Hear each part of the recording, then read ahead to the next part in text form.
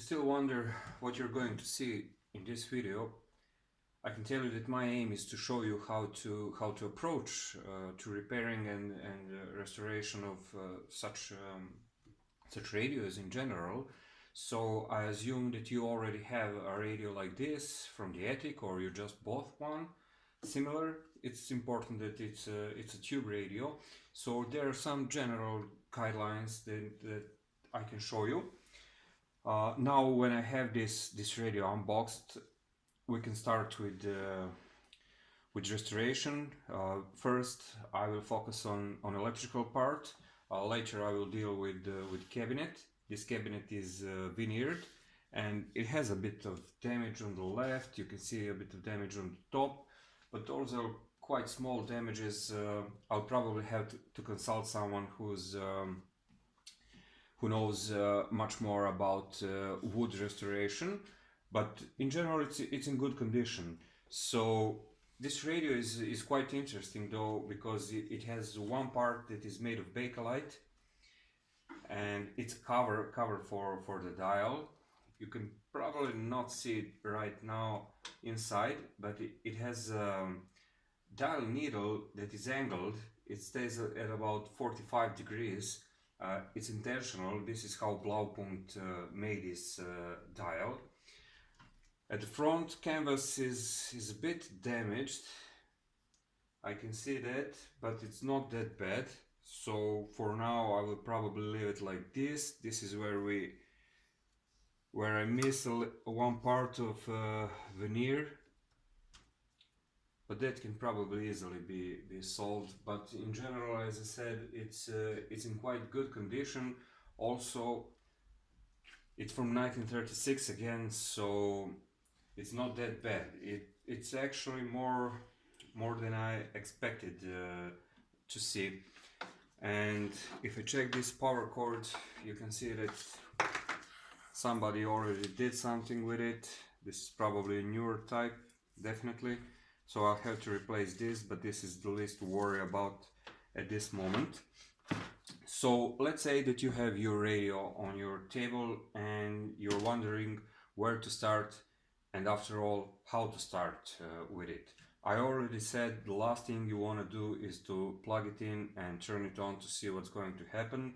What's going to happen can be that you cause more damage and maybe you will permanently destroy it. So we can start from electronic tubes inside. So the first thing I would do is to check if filament in those tubes, that is a heating part, is actually in good condition, because if filament is burned out, there is absolutely nothing I can do with that tube. So I have to search for a replacement, and for such old radio that could be difficult and after all expensive task. So let's take a quick look inside. And it actually looks good. It's difficult to manipulate with it because it's quite heavy. For some tubes you can see these caps. Usually it's anode here, but for this type it's grid 1, and this is intermediate frequency part 1, first coil. And so I guess that this tube is in charge in intermediate frequency amplification. And somewhere here, because loudspeaker is near, I guess that this is amplifier tube, but we can check this. I have schematics, so we will check this later. So the first thing I'm gonna do now is to pull out all of these tubes and check filament if it's still working. If it does, that's an excellent start. And after this I will focus on transformer and power supply unit to see if this transformer is okay, and if it is, then I will turn it on, but without all of the tubes, and I will check voltages for filament, for heating, that should be alternating current, and for high voltage direct current for power supplying for these tubes. Okay, so let's start with it. You don't wanna pull them for the glass part. Always try to get them at the base. Turn around and pull up at the same time. This looks remarkably good. No corrosion.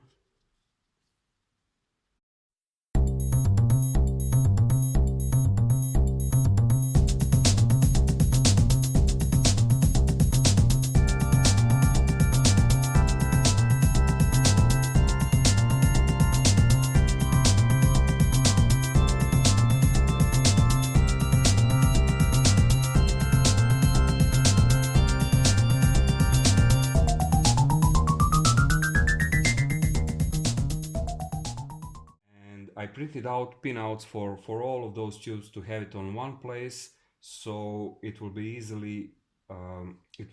easy to check it, and you can see it all at once. So right now I will remove the radio and I'll start checking tubes.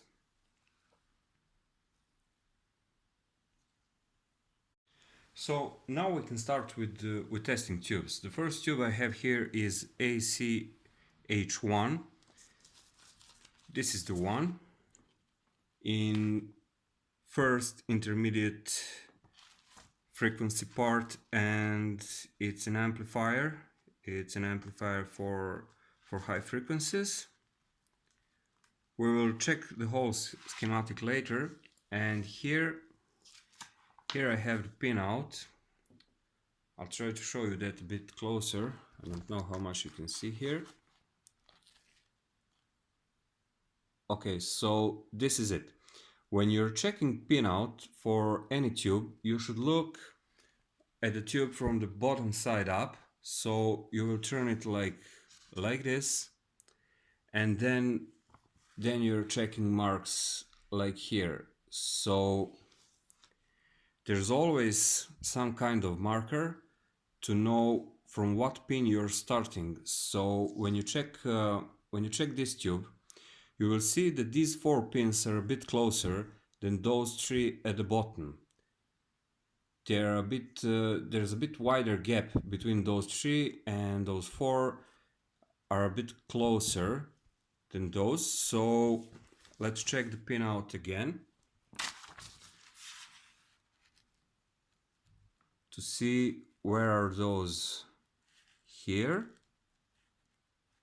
And as you can see, we have those 4 at the top over here, and those 3 with wider gap are below. So first one on the left side is G2, G4. This stands for grid 2 and grid 4, and grid 1 is on the cap. This is at the top of the tube over here, and next 2 are FF. That stands for filament. So first is G2, G4. Those are connected in the tube itself, so this is why we have G2 and G4 on the same pin. And next is filament. So on filament we expect to have like a short circuit. Those are those 2. Just to focus it again. So filament is here. This is G2 and G4. This is filament one end, and this is the other end of the filament. So this is where I want to measure resistance, and I expect a couple of ohms just to have on this contact. This is one end of the filament over here, and next is second, and absolutely lovely. 2.4. So this tube is okay, at least as we're speaking about the filament, so it should be heating up when it's turned on. And this is exactly the same way that I will approach with testing for other tubes.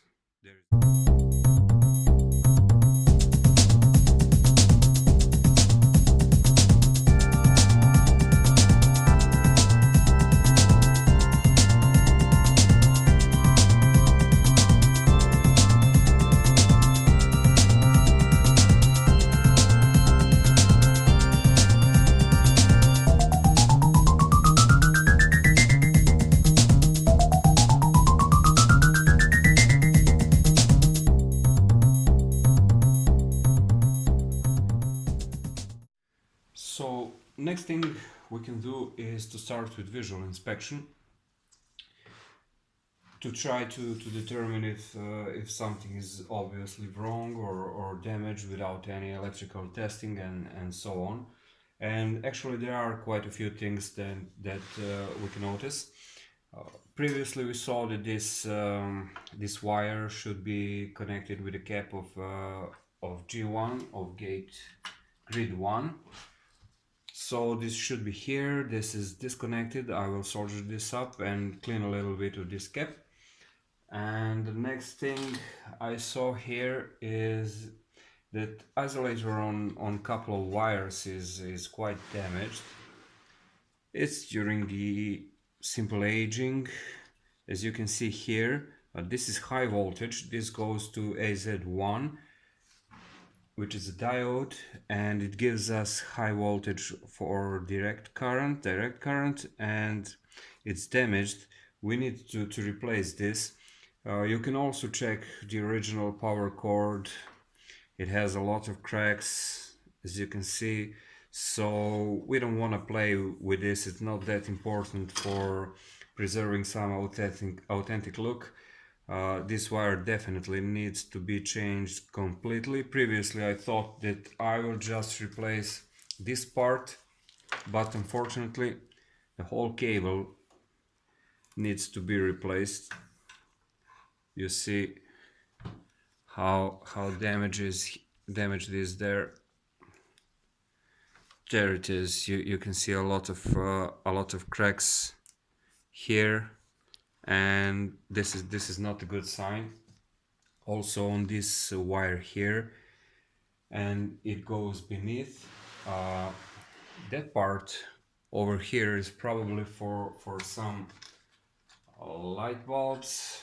I'll try to find out what actually was here. And as you can see, there are two wires just floating around. We don't want that when we get ready to turn it on. So either I will isolate this, or I'll try to figure out what kind of light bulb was here. And yeah, those wires are also damaged, unfortunately. We have to replace those as well. You can see wire inside. Isolator is completely gone, and that is mostly it. So I've mentioned previously that I have noticed that this capacitor is changed, because I recognize that type, and as I said, you can see logo here.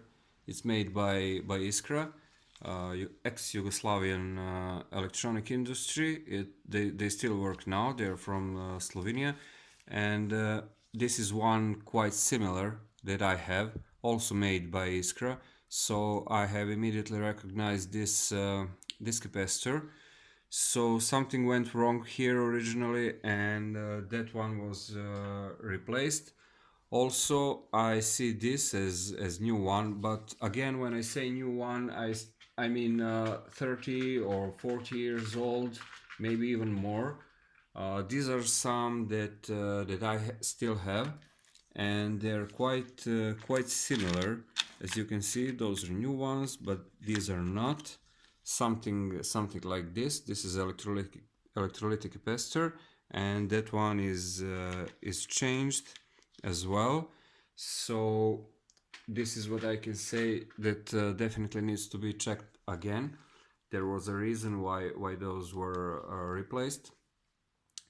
And while I was cleaning dust with a brush, I saw this one actually also replaced, also capacitor. This one capacitor is also replaced. Also I have similar capacitors like this. This is new type. You can see here, a bit smaller, but definitely not from 1930s. And this wire is disconnected. You can see here actually where it broke, so that just need to be soldered again. And this wire is too bad to believe like this. You can actually see wire inside, and this is paper isolator, and outer one is completely cracked, and it goes to this electrolytic capacitor that was replaced as well, so we can expect high voltage here on this once probably white wire, so we need to replace it definitely. And so far so good. That would be it, I think. Everything else, oh no, just noticed another capacitor over here. It's cracked, maybe even completely destroyed. You can see here.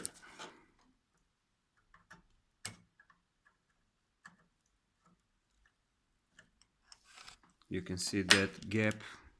I'll try to zoom it in a little bit. Now it's better. At least I see what the value is. It says 5,000, no, 50,000 centimeters, and centimeter was used instead of farads long time ago, so I will just have to convert this centimeters into farads, and I will see what capacitor needs to be replaced, what is the value of this capacitor. And that one behind also has a little crack. You can see it here. Maybe those are fine, but I don't want to risk, so I will replace them. There is probably something with capacitors and this type of radio. Maybe due to high voltage it's using. I saw somewhere on schematic that there should be 3000 volts. So yeah, I will have a little bit of work regarding those capacitors. So that's it for now. I will just start to replace these parts and continue further on.